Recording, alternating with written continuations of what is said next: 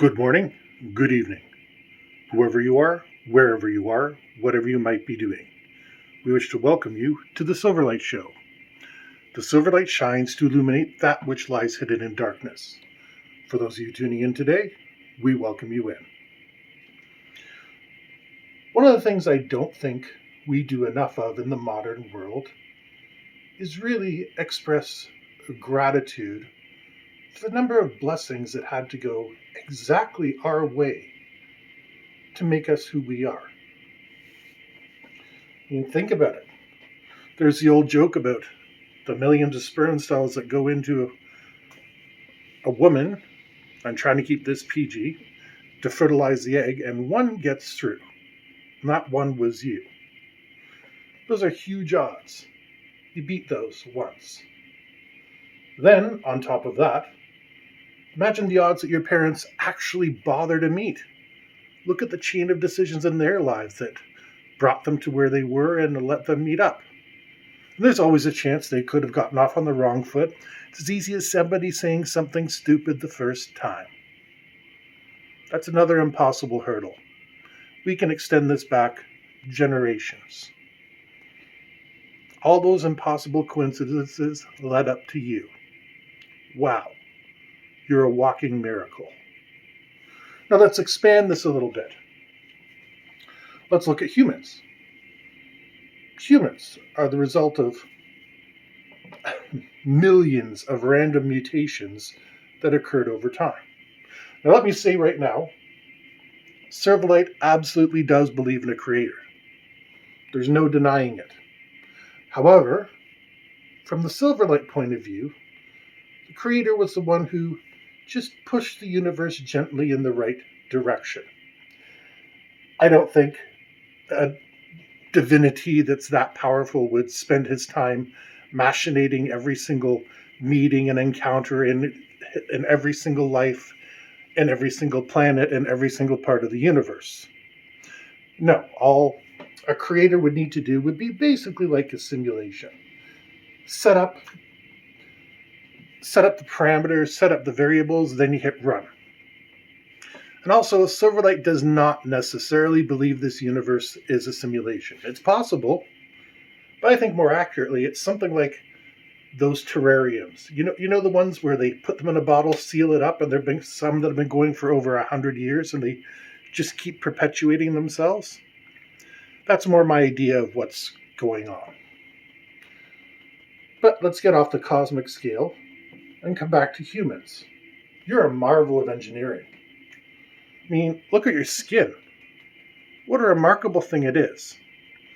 The dead parts of the skin go to the outside to protect you from radiation. This is fantastic. Wish we had technology that did this stuff. Can you imagine a NASA spaceship that when it spends its fuel, it then coats the ship and then keeps it safe from asteroids or radiation, whatever? This would be revolutionary breakthrough stuff. And yet all animals have it to one degree or another. Mammals tend to use hair, which once again is all dead skin. It's purposely created dead skin, but it's there. And then look at the so-called different races. Well, all that is different expressions of pigmentation. We attach our own values to person of this race, person of that race, etc. But, I mean, somebody born into a European family could have darkish skin and dark eyes, etc. And in Africa, you have the pygmies. It's possible to have different skin colors in an African person. And Asians, wow, throw a dart at the wall because they have variations all over the place. Now, the reason I bring all this up is because the odds of it going right have often been compared to a whirlwind sweeping through a junkyard and assembling a 747.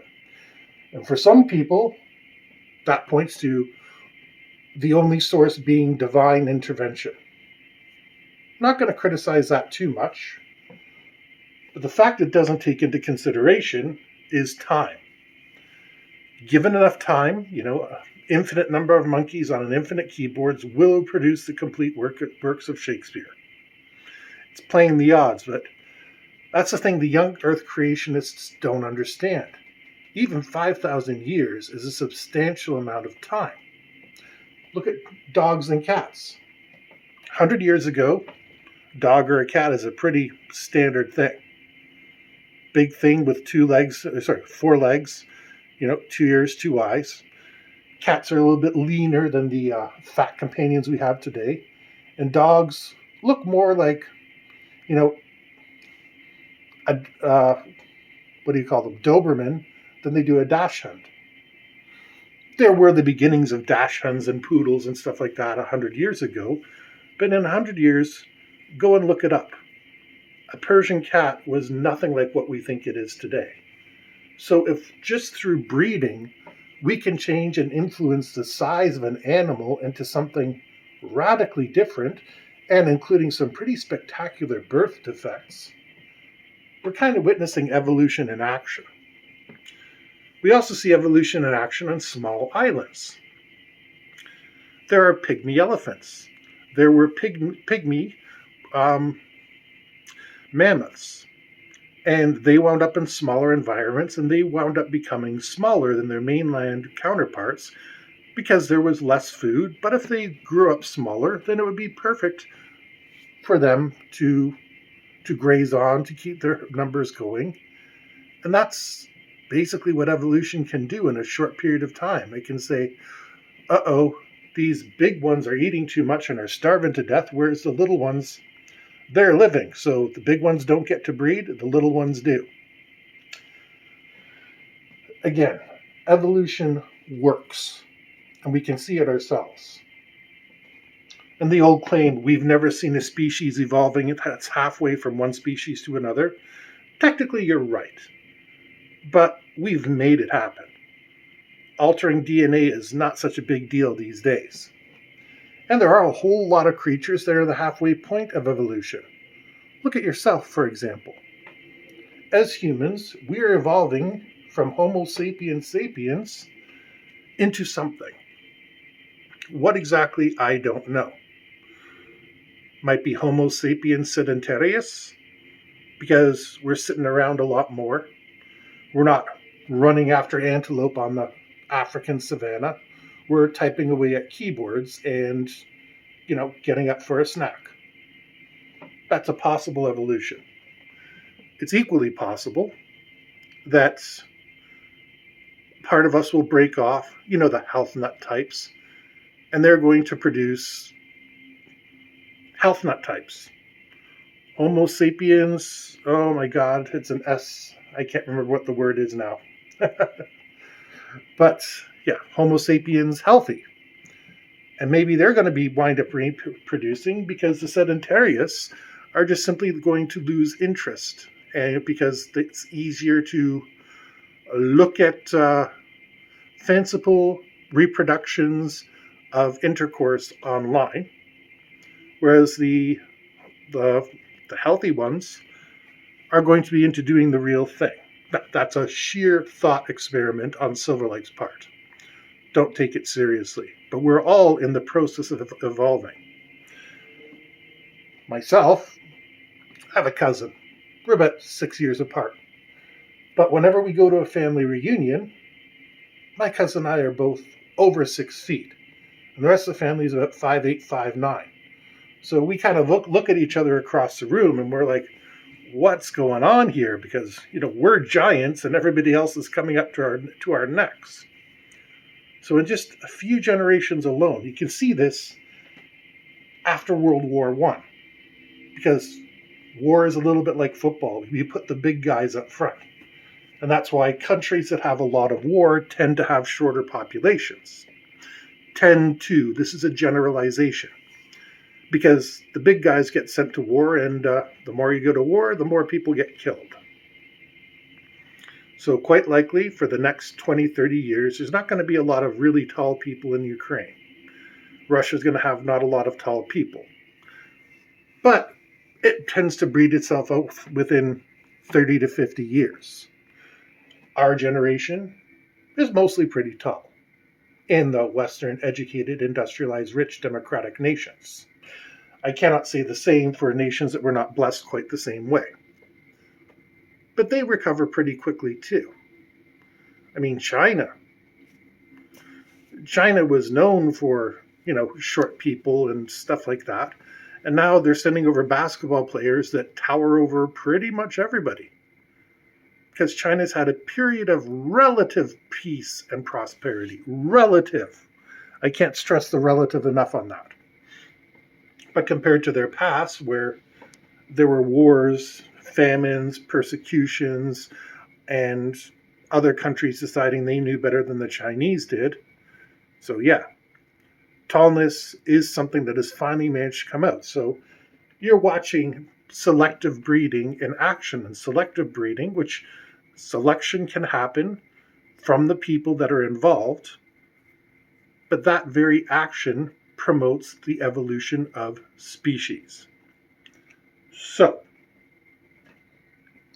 when you say there's been no transition fossil, you're right. You're 100% right, because nothing is ever really in transition. You have a wavelength. Let's look at dogs and wolves. For years, it was thought that dogs evolved from wolves. And now that they've gone through the genes, it turns out wolves split away from dogs and went to a wild lifestyle, whereas the dogs followed us. It's because it's a lot easier life hanging out with humans than it is, running after prey, hunting them down, and doing all that sort of things. At the same token, humans do the same thing. Some of us decide to settle down and live in cities, and other of us decided to live on the steppes and be horse riders and drink milk in the saddle. And yeah, it happens all the time. And that's what's true of civilizations. Civilizations evolve. Sometimes it's in a bad way. The Roman Emperor and Chinese Emperor were rarely beneficial, munificent, happy beings. They were mostly pretty miserable people. That's because when you have the weight of the world on you, it's not easy to have fun. That's why you look at a president, a prime minister, whoever's in charge, they tend to age quickly. It's a lot of responsibility, even in a democratic environment. And they're prone to their little moods and outrages, etc. That's why it's good that we have checks and balances and people to say, hold on. That's what we have evolved as a government system. And even though you might not like the present government, even though you might have been screwed over by the present government, which is partially true for Silverlight. He's gotten good things from the government, he's gotten bad things from the government, but right now there's one really unjust thing, and we'll just leave that as that. I'm dealing with my problems. But I want to take a moment and say, overall, I appreciate having the civilization that I grew up in, where there's been relative peace. There have been times of trouble, but overall there's been relative peace. Survived the Cold War, which was nearly nuclear. Survived 9/11. Survived the first Gulf War and the second Gulf War. And I'm currently in the middle of this Russian-Ukrainian dust-up. That's a lot in one lifetime. And that doesn't even take into account the many other conflicts and civil unrest that are taking place across the world. So remember, all you need to do is look down at your body and realize the miracle that you are and the miracle that you live in the relatively good situation that you have. Chances are, if you're listening to this, you got a roof over your head, you got some food in your belly, and you got clean water to drink. Compare that to a cat crossing the street, may not have a home, maybe trying to find anything at all to eat, whether it's a bug, whether it's trash, whatever it can get its hand on. And remember, its paw on, okay? And remember, there's people living in your city that don't have that luxury. So instead of us complaining about, the government's doing this and I don't like that and blah, blah, blah, let's take a moment of appreciation. Look down at your hands. Look down at your skin. That dead stuff that people point to and say is you. We know you, as a person, are inside your skin.